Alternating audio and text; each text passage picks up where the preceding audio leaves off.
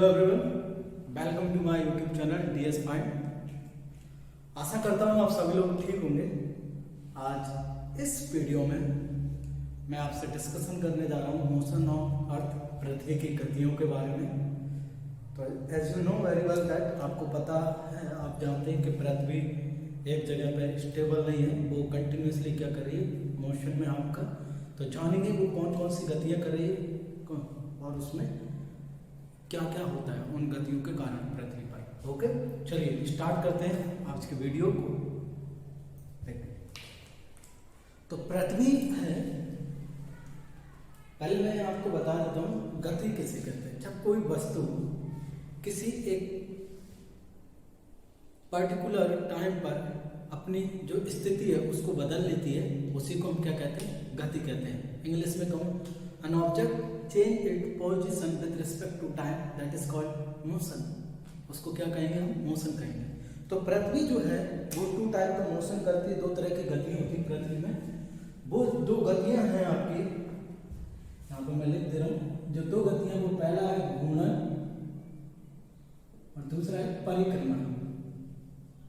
कौन सी दो गतियां करती है? घूर्णन, जिसको बोलते हैं रोटेशन, ओके, और दूसरा है इसको बोलते हैं रेवोल्यूशन। ठीक है, ये दो टाइप का मोशन कर रही है आपकी अर्थ। ओके, तो समझ लेते हैं कि घूर्णन और मोशन क्या है। आपका घूर्णन और परिक्रमण क्या है। देखिए, आपको पता ही होगा कि हमारी जो पृथ्वी है, आप देख रहे हैं ये अर्थ है, इसको एक्सिस पे आप टिल्टेड है, ये 23.5 डिग्री झुकी हुई है। जब इसी एक्सिस पर ये क्या करती है, घूमती है, लाइक दैट।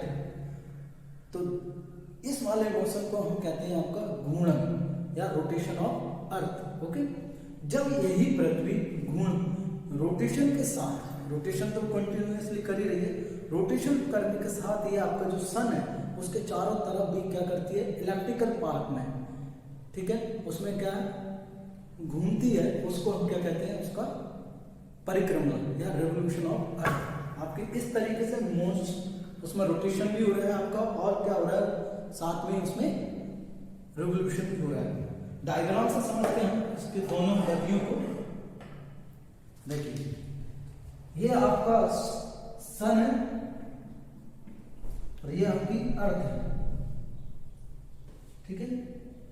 तो ये अर्थ जो है अपने एक्सिस के साथ, ये इसकी एक्सिस 23.5 डिग्री ये झुकी हुई है, ठीक है।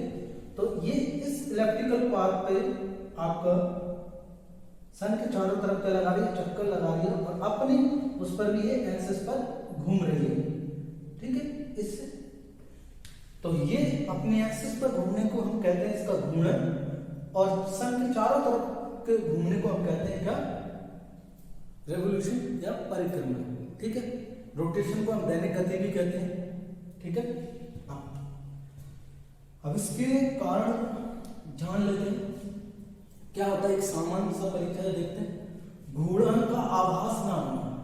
अब ये हमें पता क्यों नहीं चलता कि जो अर्थ है वो क्या कर रही है, रोटेशन कर रही है, वो हमें महसूस क्यों नहीं होता, फील क्यों नहीं होता है?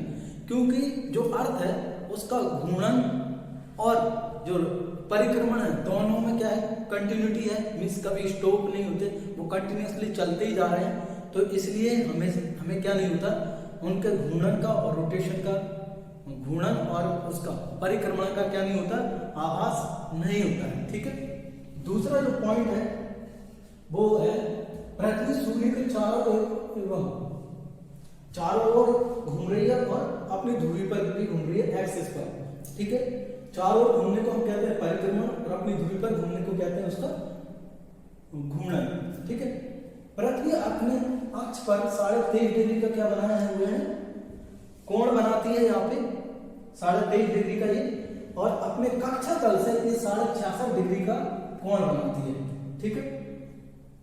कक्षा तल से कितने डिग्री का बनाती है, 66.5 डिग्री का, ओके। अब जब ये पृथ्वी घूमती है आपकी, तो इसमें दिन रात की भी घटना होती है, ठीक है। क्या होती है आपकी, दिन रात की भी घटना होती है। तो इसमें आपका दिन रात को विभाजित करता है, एक लाइन विभाजित करती है, उस लाइन को एक वृत्त बनता है पूरा ही कंप्लीट सर्किल, उस वृत्त को हम कहते हैं परिदीप्ति वृत्त या इल्यूमिनेशन सर्कल। क्या कहते हैं उसको? इल्यूमिनेशन सर्कल या परिदीप्ति वृत्त। देखिए आपको पता होगा पृथ्वी पर दिन रात होते हैं घूर्णन की गति के कारण, तो दिन रात को विभाजित करने वाली एक लाइन होती है, सर्कल बनता है पृथ्वी पर, उस सर्कल को हम क्या कहते हैं? आपका परिदीप्ति वृत्त। ओके, अब दोनों जो गतियां हैं उनके बारे में डिस्कशन करते हैं अर्थ की। तो पहली जो गति है वो है आपका क्या कहते हैं उससे? घूर्णन गति। तो घूर्णन आपको पता है, वो जो हमारी पृथ्वी है वो पश्चिम दिशा से पूर्व दिशा की ओर घूम रही है, इसलिए हमें जो सूर्य है वो किस तरफ से उगता हुआ दिखता है? पूर्व दिशा की ओर से। ठीक है, और इसकी जो गति है विषुवत रेखा पर, पृथ्वी जो है उसकी गति है विषुवत रेखा पर। मान लीजिए ये पृथ्वी है आपका,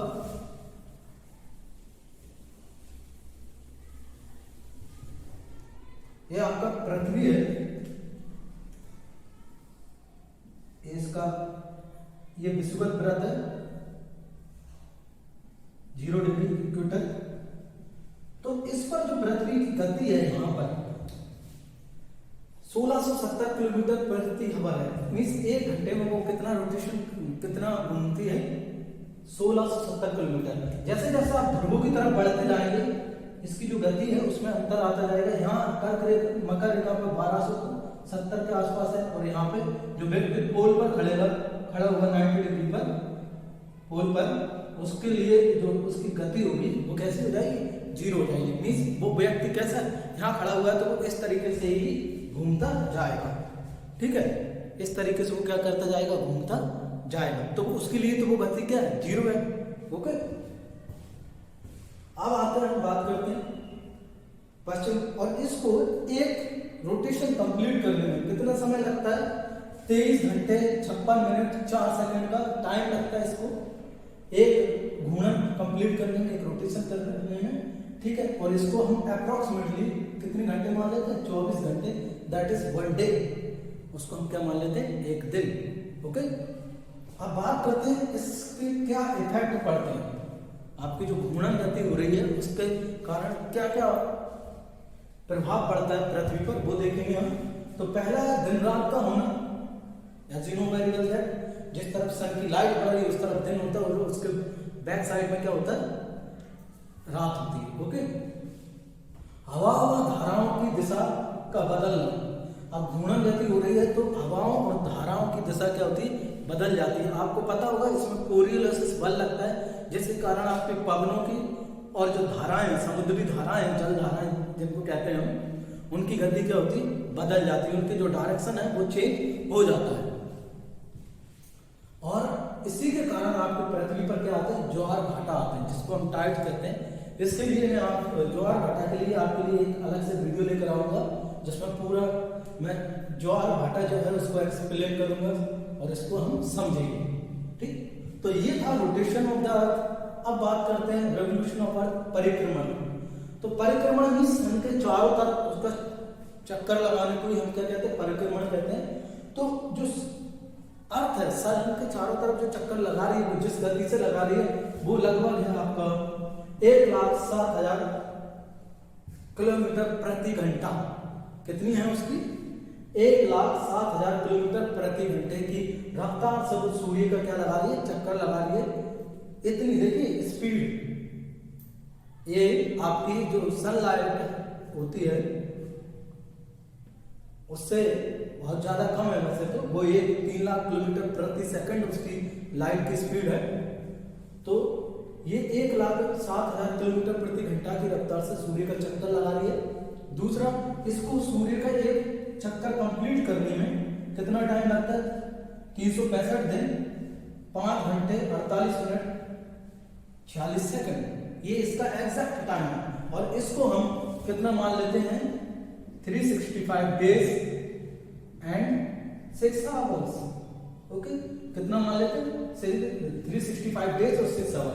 तो इसलिए आपका ये 4-6 घंटे जो बचते हैं हम उनको छोड़ देते हैं, और ये 6 घंटे नेक्स्ट ईयर में ऐड होते जाते हैं और ये 6 घंटे 4 साल में कितने हो जाते हैं 24 घंटे, और 24 घंटे यानी 1 डे। तो प्रत्येक एवरी 4 ईयर में आपके प्रत्येक 4 साल में एक लीप ईयर पड़ता है जिसमें कितने डेज होते हैं 366 दिन होते हैं। और as you know very well that के जो आपकी फरवरी है उसमें 28 दिन होते हैं, लेकिन लीप ईयर में उसमें 29 दिन हो जाते हैं। अब आपको लीप ईयर को कैसे आइडेंटिफाई करोगे? जिस ईयर में 4 से कंप्लीटली डिवाइड हो जाए तो समझ जाइए वो क्या है आपका लीप ईयर। जैसे हमारा अभी चल रहा है 2020, तो ये 2020 है, ये 4 से कंप्लीट डिवाइड हो जाए 4 5 से, ठीक है, ये कंप्लीट डिवाइड हो रहा है। तो ये कौन सा ईयर था? लीप ईयर था। इस ईयर में आपके फरवरी मंथ में कितने डेज थे? 29 डेज। ओके,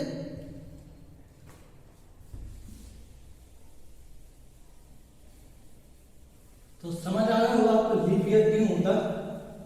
नेक्स्ट, अब इसका क्या प्रभाव पड़ता है, क्या इम्पैक्ट पड़ता है पृथ्वी पर, उसको देखते हैं, उसको समझते हैं। पहला है दिन रात का छोटा या बड़ा होना। आपको पता होगा कि सर्दियों में दिन हमारे यहाँ उत्तरी ध्रुव गोलार्ध में नॉर्थ हेमिस्फीयर में आपके सर्दियों में दिन छोटे हो जाते हैं और रातें बड़ी हो जाती हैं, और आपका गर्मियों में दिन बड़े होते हैं और रातें छोटी होती हैं। ठीक है, 21 जून को यहाँ हमारे यहाँ उत्तरी गोलार्ध में सबसे बड़ा दिन होता है, लगभग 14 घंटे का होता है, और उधर 22 दिसंबर को होता है सबसे बड़ा दिन। ठीक है, दूसरा है ऋतु परिवर्तन। आपको पता ही होगा कि हमारे पूरे भारत में 6 ऋतुएं होती हैं। कौन कौन सी? आपकी ग्रीष्म, शीत, आपकी रेनी सीजन, हेमंत, बसंत और शिशिर। ये 6 ऋतुएं होती हैं, लेकिन प्रमुखतः 4 ही ऋतुएं मानी जाती हैं आपकी। ठीक है, बसंत, आपका शरद ऋतु, और फिर आपका है ग्रीष्म ऋतु, ठीक है, और बरसात। तो ये 4 ऋतुएं आपको मानी जाती हैं। ठीक है, दूसरा है कर्क रेखा व मकर रेखा का निर्धारण। मीन्स इस जो अर्थ है इसी की जो परिक्रमण गति के कारण ही हम क्या आपकी जो कर्क रेखा है और मकर रेखा है उनका क्या करते हैं? निर्धारण करते हैं। ठीक है, दूसरा चौथा इसका जो प्रभाव पड़ता है वो है सूर्य की किरणों का सीधा या तिरछा चमकना। मीन्स आपकी किस रेखा पर सूर्य किस दिन की जो सूर्य की रेखाएं हैं वो लंबवत पड़ती हैं। ओके, जैसे आपको 21 जून को कर्क रेखा पर सूर्य की किरणें कैसी पड़ती हैं? लंबवत पड़ती हैं, और इधर मकर रेखा पर 22 दिसंबर को। ठीक है, तो ये अलग अलग, और आपको 21 मार्च और 23 सितंबर को विषुवत रेखा पे लंबवत पड़ती हैं। तो ये क्यों होता है? बिकॉज ऑफ परिक्रमण, रेवोल्यूशन ऑफ अर्थ, उसी के कारण ये होता है। विषुव, ऑफशोर, ऑफशोर का होना। विषुव क्या होता है? आपको जिस दिन पृथ्वी पर दिन रात बराबर होते हैं, 21 मार्च और 23 सितंबर को दिन रात बराबर होते हैं पृथ्वी पर, उसी को हम कहते हैं विषुव, इक्विनॉक्स। ओके, अपसोर और ऑफशोर क्या होते हैं?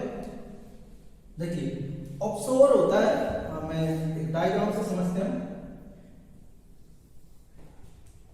ये आपका सन है और ये हमारी है प्यारी पृथ्वी, अर्थ। ठीक है, जब पृथ्वी सन के सबसे पास होती है तो उसको हम कहते हैं ऑफशोर। क्या कहते हैं उसको? ऑफशोर कहते हैं। दैट इज, ये कब होती है? 3 जनवरी को। कब होती है आपकी? 3 जनवरी को, और इसकी जो दूरी होती है लगभग होती है 14.76 करोड़ किलोमीटर। कितनी होती है? 3 जनवरी को ऑफशोर होता है। मींस पृथ्वी जब सन के सबसे नजदीक होती है उस स्थिति को हम कहते हैं ऑफशोर, जो कि आपकी क्या बोलते हैं? 3 जनवरी को होती है, और उस टाइम पर हमारा जो सन होता है वो पृथ्वी से 14.67 करोड़ किलोमीटर दूर होता है। दूसरी स्थिति है ऑफशोर। यहां मान लीजिए हमारी पृथ्वी आ गई घूमती हुई। जब पृथ्वी सन से सबसे ज्यादा दूर होती है उस स्थिति को, दूरी सबसे अधिक होती है उनके बीच में, उस स्थिति को हम कहते हैं अपसौर। क्या कहते हैं? अपसौर। सौर यानी सूर्य, ठीक है, उप यानी पास, अप यानी दूर। तो ये होती है 4 जुलाई को। कब होती है आपकी? 4 जुलाई को। और इस टाइम पर पृथ्वी 15.21 करोड़ आपकी किलोमीटर क्या होती है? दूर होती है। पृथ्वी कितने करोड़ किलोमीटर दूर होती है? सन से 15.2 करोड़ 21 करोड़ किलोमीटर दूर होती है आपकी, ठीक है। और आपको पता होगा हमारी पृथ्वी सन से 15 करोड़, लगभग 15 करोड़ किलोमीटर है, दूर है। तो औसत दूरी जो है वो 14.96 करोड़ किलोमीटर है। कितनी है औसत दूरी? 14.96 करोड़ किलोमीटर। ओके, तो आई होप कि आपको ये समझ में आ गया होगा अपसौर अपसौर क्या होता है, ठीक है, और किस दिन पृथ्वी सबसे दूर होती है, सबसे पास होती है। आगे बढ़ते हैं। अब जो ऋतु परिवर्तन है वो परिक्रमण के कारण होता है, और इसमें 4 स्थितियां होती हैं। कौन कौन सी? 21 जून, 22 दिसंबर, 21 मार्च और 23 सितंबर। ये 4 स्थितियों को हमें पढ़ना है, और इन चारों स्थितियों में सारे जो ऋतुएं हैं वो आपको समझ आ जाएंगे। ओके, तो देखिए, पहला है 21 जून। एज यू नो दैट 21 जून को आपका जो अर्थ सन होता है वो आपका मकर रेखा, कर्क रेखा पर होता है, और उसी स्थिति को जब सन मकर रेखा कर्क रेखा की तरफ होता है, ठीक है, 21 जून को कर्क रेखा पर लंबा चमकता है। 21 मार्च के बाद, 21 मार्च, अब मैं समझाता हूं कैसे होता है।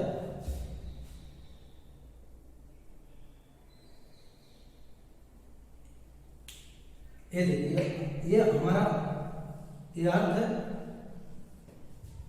ये है 21 मार्च। क्या है? 21 मार्च है। तो 21 मार्च के बाद आपका जो सन है वो उत्तरी ध्रुव की तरफ चलना स्टार्ट कर देता है, नॉर्थ पोल, और ये है साउथ पोल, ठीक है।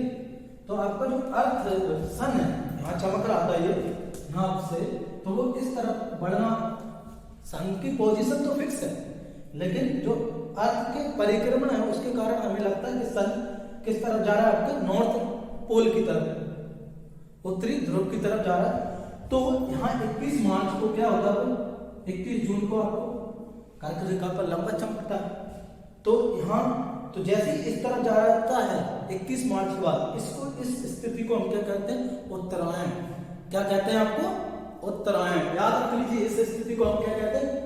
उत्तरायण कहते हैं, ठीक है। तो आपका जो उत्तरी ध्रुव है वो आपका 21 मार्च से 23 सितंबर तक, 21 मार्च से 23 सितंबर तक, मीन्स 23 सितंबर को दोबारा आपका जो सूरज है वो किस पर आ जाता है? विषुवत वृत्त, इक्वेटर पर आ जाता है। तो जो उत्तरी ध्रुव है वो 21 मार्च से 23 सितंबर तक पृथ्वी का जो सूर्य का प्रकाश है उसको प्राप्त करता है। इसलिए आपको जो नॉर्थ पोल पर है वहां 6 महीने का दिन होता है, और इस पर साउथ पोल पर वो प्रकाश प्राप्त नहीं करता है, और वहां पे क्या होता है? आपका 6 महीने का रात होती है, ठीक है। तो सूर्य कर्क रेखा पर लंबवत होता है, इसी को हम कहते हैं ग्रीष्म आनंद। मीन्स इस टाइम पे आपके यहाँ पे कौन सी ऋतु होती है?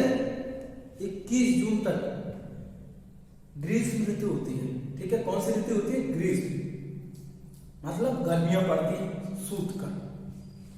आपको पता है झुलसाने वाली गर्मी, और नॉर्थ इंडिया की तो गर्मियां माशाल्लाह, ठीक है, क्योंकि आपका हमारा जो नॉर्थ इंडिया है वो कर्क रेखा के उस तरफ पड़ता है, फिर भी वहाँ शीतोष्ण कटिबंध में आता है आपका, लेकिन फिर भी वहां पर बहुत बेहतरीन वाली गर्मियां पड़ती हैं, ठीक है। अब आता है 22 दिसंबर। तो 22 दिसंबर को आपका जो सूरज है वो मकर रेखा पर लंबवत चमकता है, ठीक है। और 23 सितंबर के बाद जो सन है वो दक्षिण गोलार्ध की तरफ चलना स्टार्ट कर देता है, ठीक है। इसी को हम कहते हैं दक्षिणायन। क्या कहते हैं? दक्षिणायन, ठीक है। और इसको ग्रीष्म अयनांत को कहते हैं इंग्लिश में समर सोलस्टिक। ओके, तो यहाँ पर क्या होता है 23 सितंबर के बाद वो चलना प्रारंभ कर देता है और 22 दिसंबर को वो आपका 22 दिसंबर को मकर रेखा पर लंबा चमकता है। ठीक है, कब चमकता है? 22 दिसंबर को। तो उस स्थिति को हम कहते हैं क्या? शीत अयनांत। ठीक है, सूर्य मकर रेखा पर लंबवत होता है और उसी स्थिति को कहते हैं शीत अयनांत। ठीक है, अब आता है 21 मार्च और 23 सितंबर। ठीक है, यहां पर क्या होता है? आपके दिन रात बराबर होते हैं, इसी को कहते हैं इक्विनॉक्स। और जो सूर्य है आपका विषुवत रेखा पर क्या होता है? लंबवत चमकता है। क्या चमकता है? आपका लंबवत चमकता है। शीत अयनांत मतलब आपका यहाँ पे तो गर्मियां रहेंगी और हमारे उत्तर भारत में क्या रहती है आपकी उत्तरी गोलार्ध में आपकी सर्दियां पड़ती हैं। ठीक है, जिसको हम कहते हैं विंटर सोलस्टिक। ओके, तो यहाँ पर आपको पता ही होगा 23 सितंबर के बाद सर्दियां आ जाती हैं, जैसे अभी पड़ रही हैं सर्दियां, और ये कब तक रहेंगी आपकी? 14 आपकी जनवरी फरवरी, फिर आपका वहां पे दोबारा आपका 21 मार्च तक दोबारा आ जाएगा वहां तक, और ये ऐसे ही चलता रहेगा। ठीक है, अब बात करते हैं 23 सितंबर की स्थिति को। तो 23 सितंबर को उत्तरी गोलार्ध में शरद ऋतु होती है और दक्षिणी गोलार्ध में बसंत ऋतु होती है। ओके, और 21 मार्च को उत्तरी गोलार्ध में बसंत ऋतु और दक्षिणी गोलार्ध में शरद ऋतु। तो ये इसका इंटरचेंज हो जाता है, कन्वर्स हो जाता है। ठीक है, तो ये था whole analysis of motion of earth, that is rotation and revolution of earth. Okay, I hope you like the video. Please subscribe my YouTube channel and also share with your friend, and thank you for watching my video.